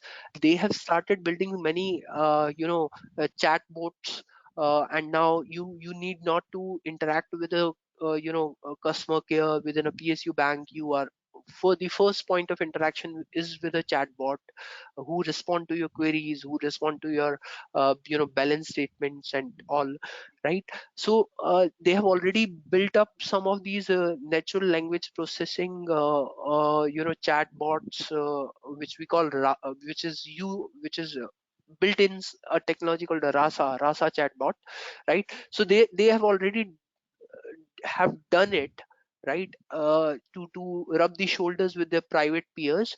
But you will see more and more nuanced form of model implementation, because these PSU banks are challenged by the peer-to-peer lending, which is a different form of lending, which is the trademark of the many fintech companies which are emerging in India. So these are being challenged in the consumer finance, in the credit card space, in the personal banking, in the private banking, in the also in the commercial banking, SME banking. And they are also taking help of different consulting firms, right, to make the right moves, to position themselves and to do. But as of now, they are just a bit cautious, and they are just dipping their toe in the water, testing the waters, and doing some what we call the symbolical AI, where they are only doing adoption of ML techniques only for low hanging fruits, like building a chat bot, right, building a customer bot, building a client bot, or building something which could which is not a nuance NLP, which is not something like neural network, but a random forest, where they already have multiple models, and they want to combine those models and get a final opinion on the rating, the loss given default, the losses, and different risk parameters. So that's already happening, and you will see more and more of this in a flashing flood like situation, where in next 2 years you will see a lot of adoption going forward. And given the fact that the PSU themselves are led by the government strategy to disinvest in PSU, that's the long term strategy. So it is in their favor to do to turn this into a competitive advantage, so that they would be more valuable to the other private players who could be interested in buying them, or two banks would be interested in merging with each other. So this you will see this, because they want to cut down the staff, and they are working on very huge staff specifically in their back offices. So it is a natural progression of machine learning, which makes up for this case. Wonderful. Yeah, so Mahesh says very nice explanation to my question, and he has thanked you. Uh, Also, the next question is from Akhil, and he also says excellent session. Thanks so much, Akhil. We are glad that you liked the session. His questions are, he has three queries.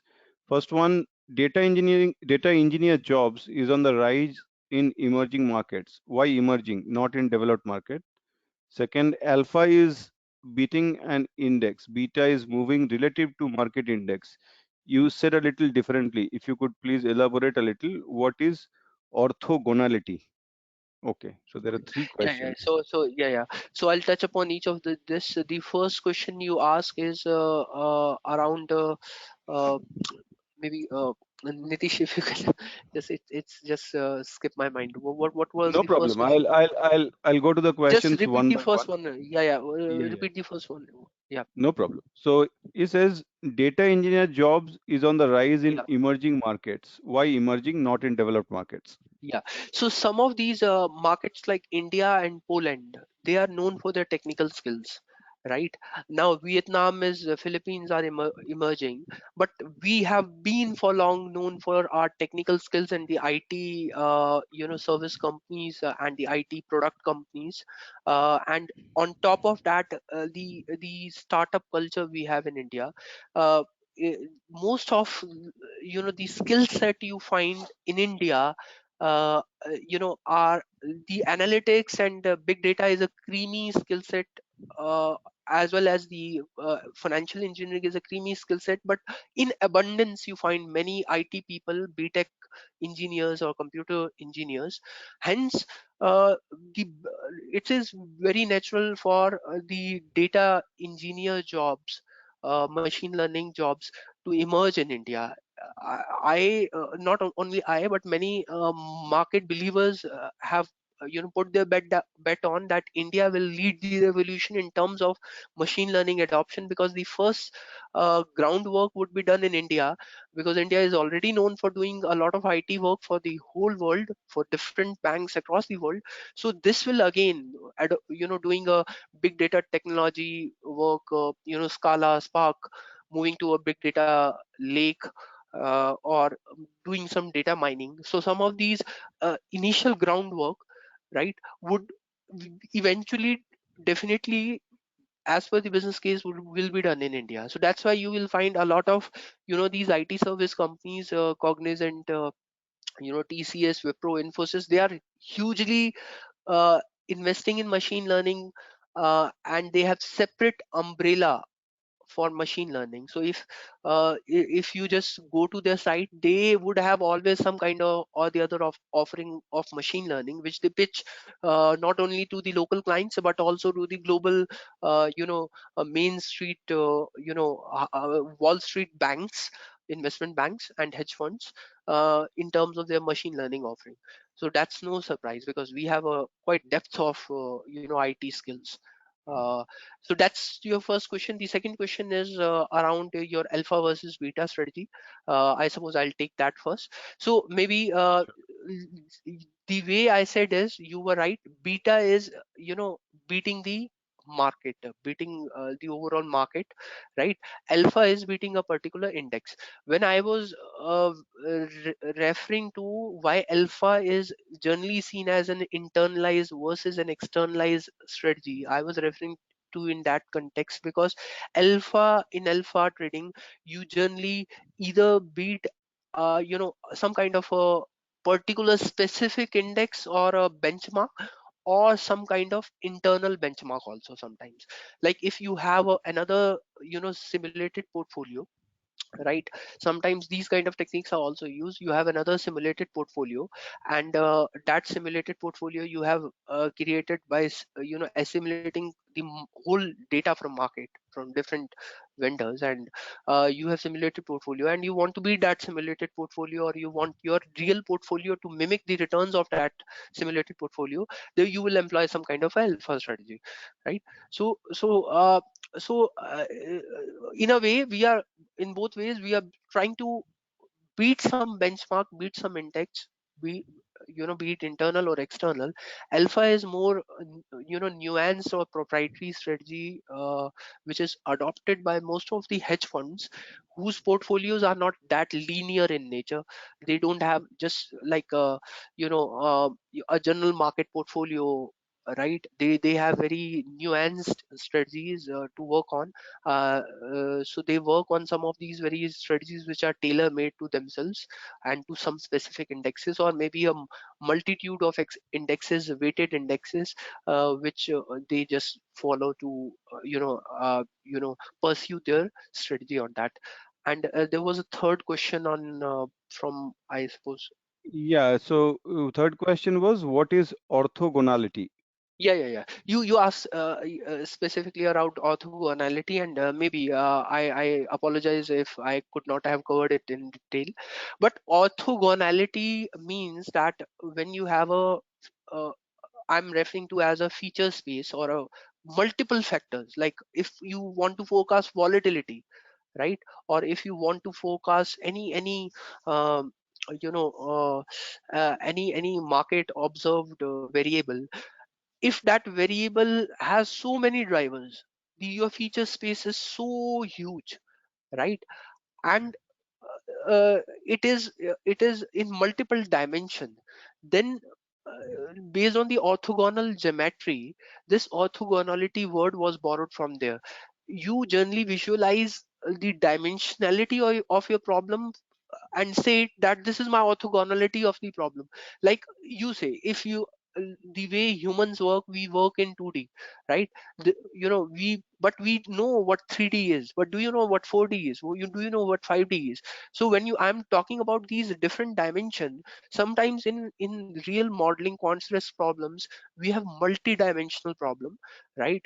Hence we loosely refer to as, by borrowing one word, orthogonality, that what is the dimension of our problem, right? In how many dimension we have to you know make a prediction. So we have multiple hyperplanes for each dimension, and there would be perpendicular between these different hyperplanes, right, which we will be drawing. And there would be some kind of equation linking these different hyperplanes, so that we would be able to cover different facets or different dimensions of that particular problem.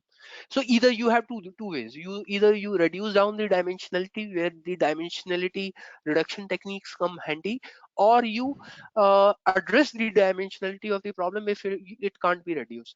By addressing the dimensionality of the problem, you should first of all understand the orthogonality. What is, in how many axes and how many dimensions your problem lies. What is the feature space all about? How many what are your feature vector, how they are spread?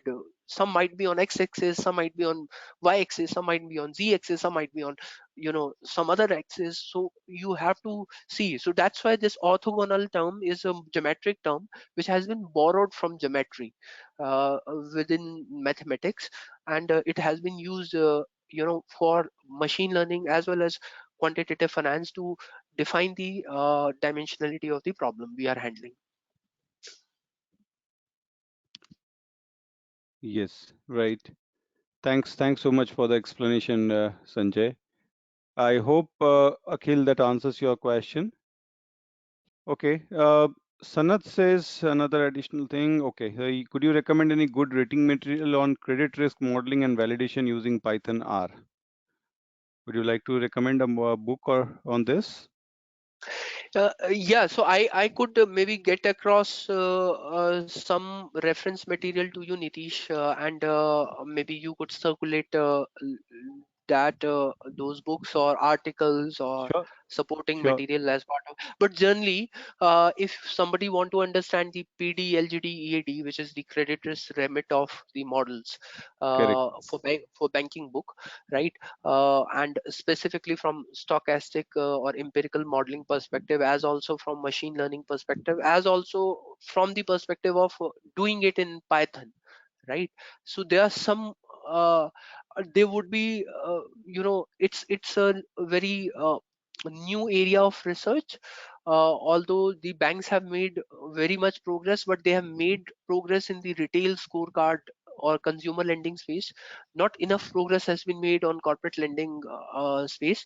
But there are some good articles which I could share across to you, which will maybe which you can read out, and which will maybe help you in setting the right kind of framework level details, what kind of modeling techniques are used, how they are linking up to machine learning, what kind of different libraries and modules are used in Python to do that kind of machine learning. Like random forest is one of the techniques, or decision tree based models, or many of the ensemble models come handy for PDLGD modeling, right? As also penalized regression, which I briefly touched upon. We know regression analysis or regression models, but penalized regression built in some kind of penalty, where you have so many factors into your model, and the machine will auto learn how to drop down different factors, because if you have more and more factors, your model will become complicated. So one of the tasks which a modeler is trusted with is to make the model stable and simplified and more explainable and interpretable. If you have 50 factors in your model to explain the rating, right, would not be able to interpret and explain which factor plays the most part and which factor plays the least part. So what some of these penalized regression models which comes in the suite of the machine learning techniques, is that they provide some kind of penalty for including a factor, and model has to justify that including this factor is literally improving upon model precision and accuracy. If it is not significantly improving model precision and accuracy, this penalized regression will provide a penalty and drop off that particular factor automatically. So you need not to have in a classical model sense, you need not to have somebody doing feature engineering time and again, and then running the model multiple times iteratively to and every period, every 6 months, to keep on tracking that the model has right set of factors or relevant factors or most significant factors. The model penalized regression will do the job. So they would also come handy. So I'll share some of the material on these techniques specifically, which you can read out, both random ensemble models, random forest and decision tree, and some of the boosting, bagging techniques, right? And also the penalized regression, which you would be interested in. Sure, that would be helpful. You can share with me, and I'll share with the participants who are interested. Yep. Right. Uh, so I don't see any more questions in general. Anyway, like again, we are already half an hour past our scheduled time, but that's fine. We were happy that we were able to answer all the questions that you have put up. And we would now like to close the session. Right, Sandesh. So yeah. So just like allow me a minute to answer that question. So yeah, I mean, we'll formally like to close the session, and for those who wish to stay back and discuss anything about the courses, we will take up that question or take up those questions. In the meantime, once again, thank you everyone for joining, and thank you, Sanjay. Really, it was like a very engrossing and wonderful session. Thank you so much for joining. Thank you for conducting this session, and thanks everyone for joining us. So we'll take up the questions related to the courses now. For others, Thanks all. thank you, thank you. Yep. So in for the questions regarding the course, we have a question from Sandesh. So prices, Sandesh, the prices of the courses for the certificate program in financial engineering, it is 1,68,000 for 7 months course. For the certificate program in quantitative finance and risk management, it is 1,15,000 for 7 months. Sorry, 6 months course. For the postgraduate program in algorithmic trading, it is 95,000 for 6 months. For the certificate program in algorithmic trading, it is 54,000 for 3 months. And in all these courses, you can get in touch with the marketing team if there are there are certain periods of time when you register, and you may avail early bird waivers for each of these courses.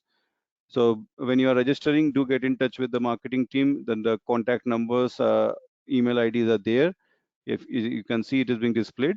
So you can always get in touch with us if you wish to get registered in any of these courses, and you can get in touch with us through this number or email, and we'll guide you regarding the registration process and all that. And if you wish to discuss in more detail, also you can contact us on this email ID and number, and we'll be happy to discuss in more detail.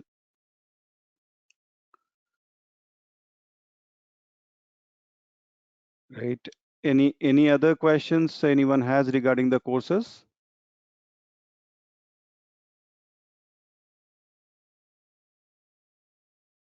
Thank you, Ankit.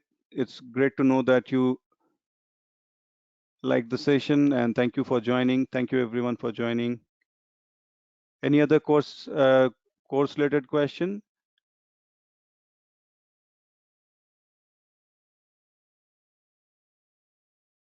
So if there is no other question, then we would like to close the session for today. Thank you so much, Sandesh. Once again, it's great that you like the session. Right. So if there are no more questions, we would like to close the session today. Once again, thank you everyone for joining us. It was really great having you all. Look forward to hear back from you regarding your feedback on the session. And also, if you wish to talk anything more on the courses, we would be happy to discuss. Thank you. Thank you.